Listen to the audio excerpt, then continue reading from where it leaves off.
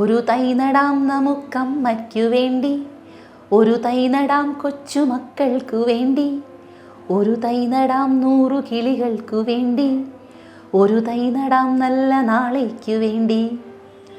സുഗതകുമാരിയുടെ ഈ കവിത ഓർമ്മപ്പെടുത്താതെ ഒരു പരിസ്ഥിതി ദിനവും കടന്നു പോകാറില്ല. നാളെ ജൂൺ 5 ലോക പരിസ്ഥിതി ദിനം. സുഗതകുമാരിയെക്കുറിച്ചുള്ള ഒരു ഓർമ്മപ്പെടുത്തലിലൂടെ ആവട്ടെ ഈ പരിസ്ഥിതി ദിനം.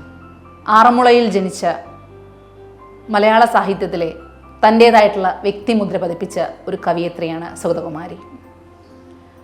രാത്രിമഴ, മണലെഴുത്തുകൾ, അമ്പലമണി തുടങ്ങി ഒട്ടനവധി പ്രസിദ്ധമായ രചനകൾ അവരുടേതായുണ്ട്.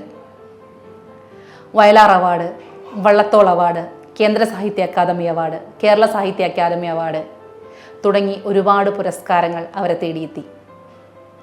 2012 സരസ്വതി സമ്മാൻ പുരസ്കാരവും അവർക്ക് കിട്ടി. 2017 വരെ ആ അംഗീകാരങ്ങളുടെ പ്രവാഹം തുടർന്നുകൊണ്ടേയിരുന്നു. 2006 രാജ്യം പത്മശ്രീ നൽകി അവരെ ആദരിച്ചു. 2020 നമ്മെ വിട്ടുപിരിഞ്ഞ സുഗതകുമാരിയുടെ ഓർമ്മകൾക്ക് മുന്നിൽ പ്രണാമം അർപ്പിച്ചുകൊണ്ട് എല്ലാവർക്കും CC+ന്റെ പരിസ്ഥിതി ദിനാശംസകൾ.